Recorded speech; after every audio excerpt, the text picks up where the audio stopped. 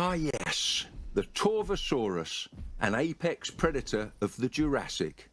Its sleek profile made it a formidable foe for even the biggest of prey items. If you want my advice, it's best observed from a safe distance.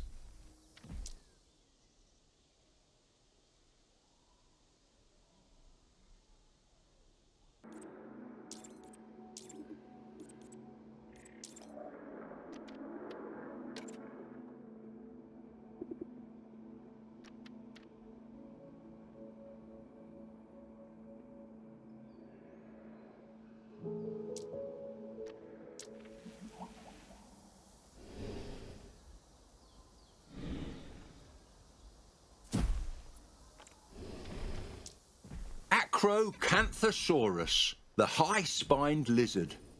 An apex predator, and a good one at that.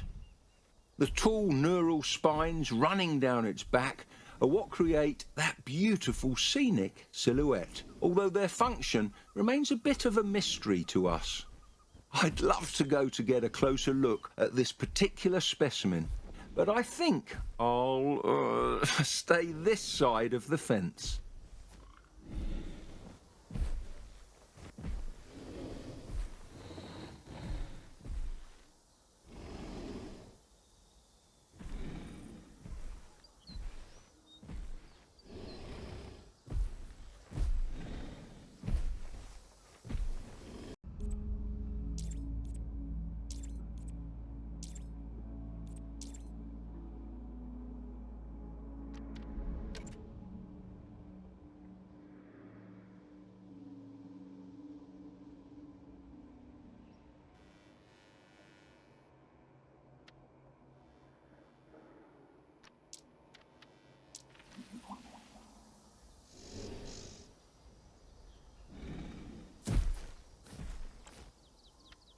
There it is, the one and only king of the tyrant lizards. Tyrannosaurus is as big as the movies, and yet somehow even scarier. T-Rex has the most powerful bite force of any land animal on the planet. And if those massive jaws weren't threatening enough, you know it could swallow you and me both in one go. This is a creature of pure instinct, so let's hope it doesn't try to take back its kingdom anytime soon.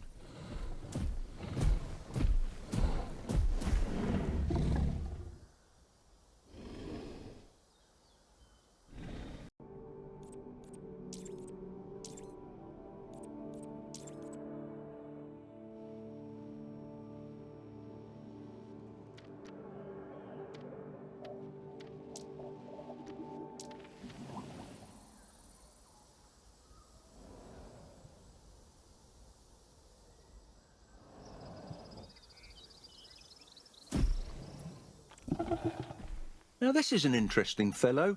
This dinosaur is called Dinocheirus, a name meaning horrible hand.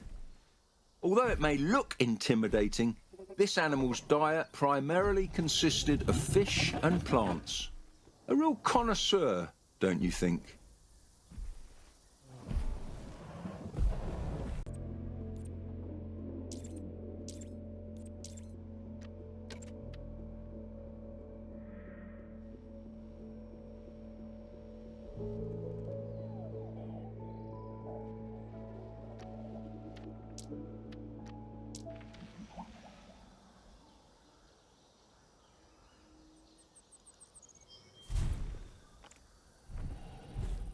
There it is, Carmarosaurus, the star of the Morrison Formation.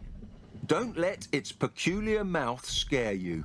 The long chisel-like teeth may look like a carnivore's, but they are actually much better adapted to rip coarse leaves from tree branches. Although, to be fair, we haven't really put the theory to the test.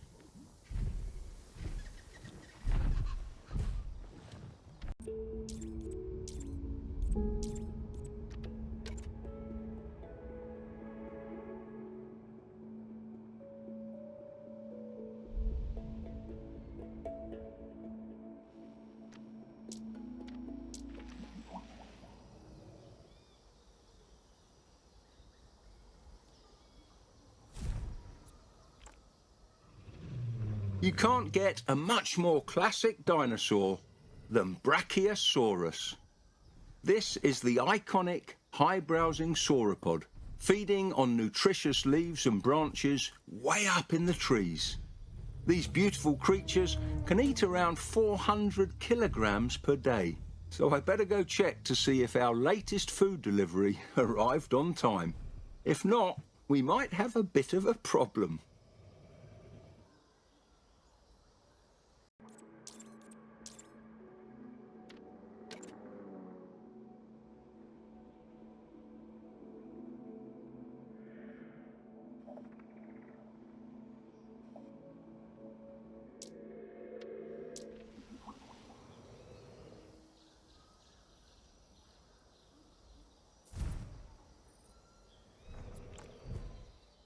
Now, I've seen skeletons of Argentinosaurus before, but nothing can prepare you for the sheer immensity of this dinosaur in the flesh. Hatchlings are absolutely puny by comparison. Without the protection of enormity, young Argentinosaurus are extremely vulnerable, so adults compensate by having as many babies as possible to increase the chances that one of them will reach adulthood. Quantity over quality.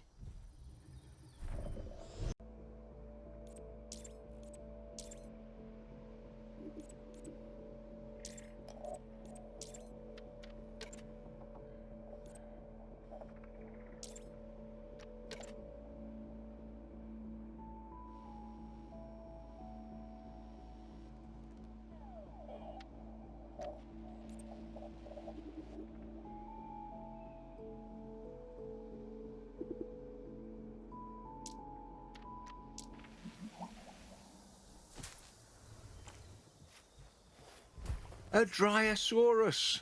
Quite elegant, don't you think? They're especially cute as babies when they have big eyes and stubby noses, just like a puppy.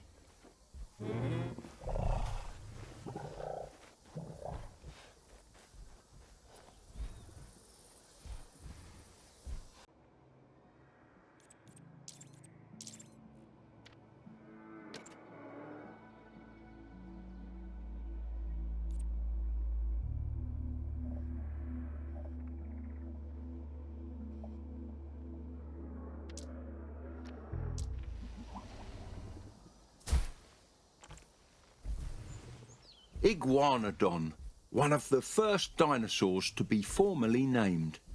Reconstructions of this animal have changed dramatically over the years, from a giant rhinoceros-like reptilian beast to the beautiful animal you see before you now.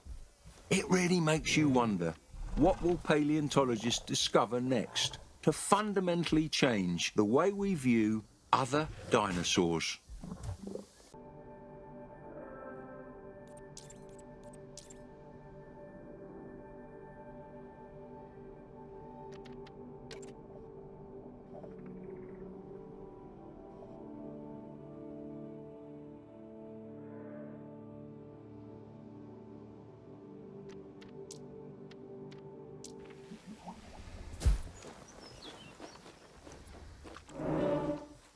Now that, my friend, is a beautiful dinosaur. Almost like a musical instrument, Parasaurolophus used their crest for long-distance communication. The crests are made out of bone riddled with hollow tubes, which help amplify that beautiful singing voice of theirs. You're listening to the first orchestra on Earth.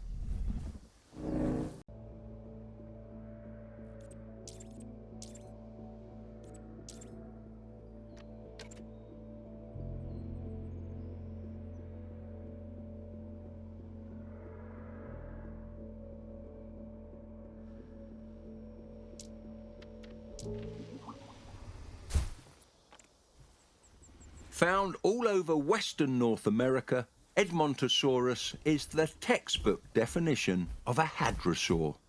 Hadrosaurs are commonly referred to as duck-billed dinosaurs. But don't let that catchy moniker fool you. These dinosaurs lived on land, not in water.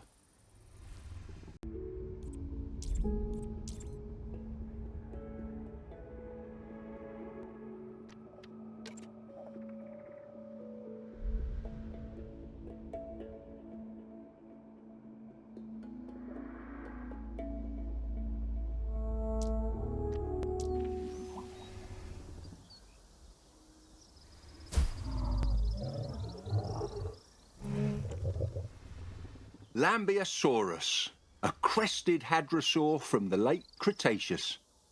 In my opinion, the most interesting thing about hadrosaurs isn't the presence or absence of a crest, but the way they move. They're able to walk as bipeds or quadrupeds as the situation demands, a rare feature in the animal kingdom.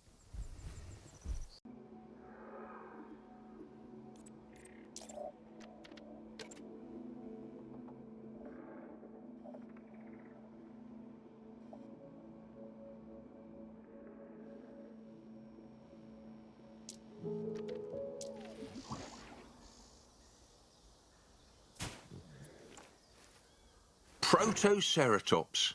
This animal is one of the smaller species of ceratopsians, living alongside deadly neighbours like the velociraptor. One famous fossil preserves a Protoceratops and a velociraptor locked in battle. I know that look in your eyes. I don't care if it's in the name of science. Don't put the two species together. We don't need to deal with another ethics violation.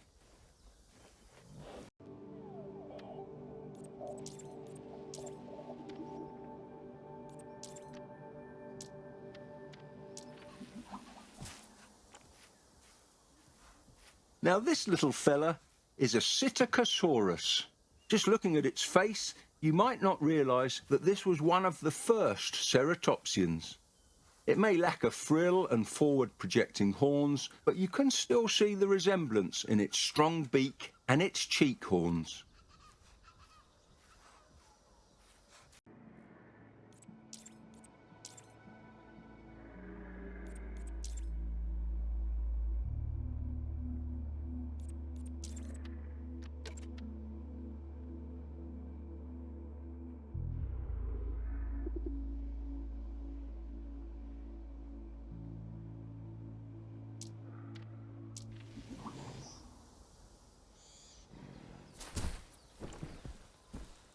Wow!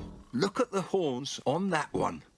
This must be Nasutoceratops, a ceratopsian best identified by its large cow-like features.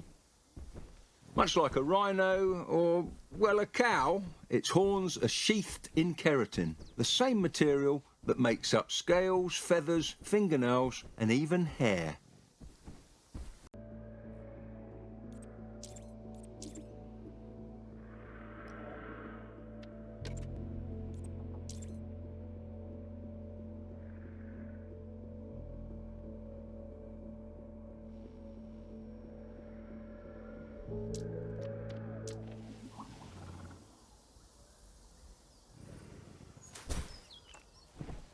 With a head like that, we must be looking at Styracosaurus. The fossil record shows a bone bed of what was assumed to be a herd of these animals. But from what I've found, they're far more antisocial than expected. Perhaps a result of modern climatic conditions or irregularities in the genome. I'll leave that up for you to decide.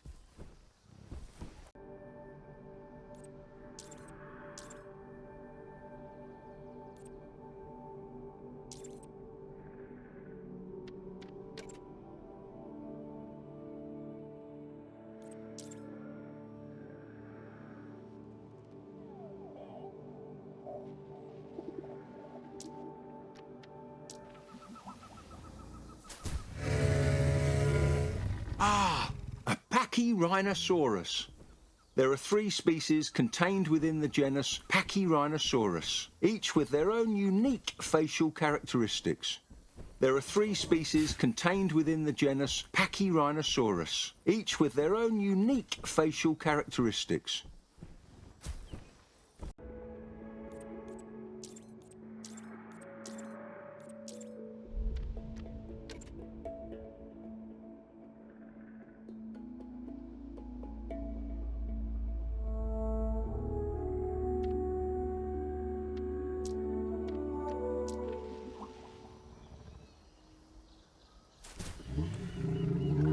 Triceratops, one of the most recognisable and largest dinosaurs of its kind. Several fossilised Triceratops have been given nicknames, like Lane, Hatch Nature or Homer. Personally, I prefer names starting with T.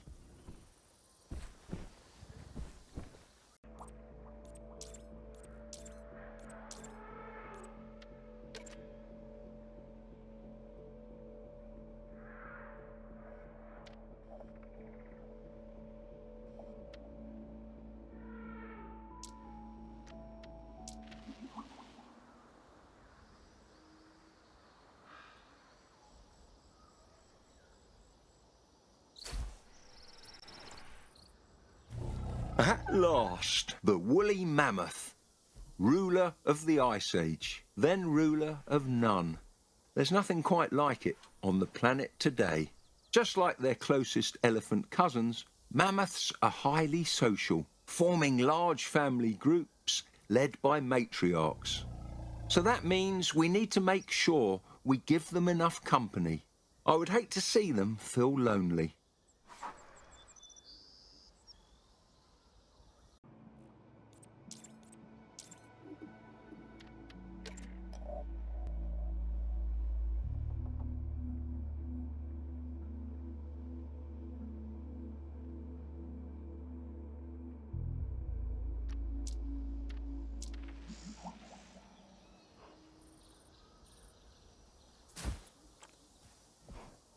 The woolly rhino, or Coelodonta, is a relative to the modern-day Sumatran rhino. Not unlike modern species, this rhinoceros sports two horns on its face. A key difference to note, however, is its unusual flattened shape. That's truly unique among its peers.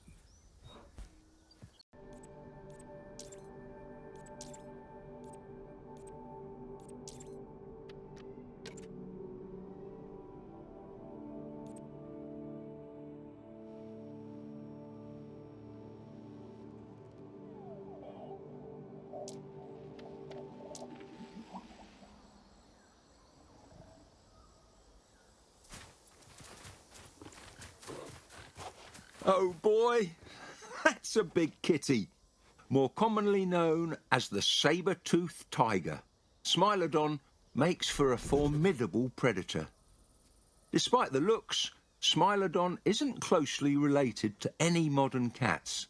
It's more accurately called a Machaerodont, although I wouldn't worry too much about making the distinction. Just try to keep those saber teeth away from the guests.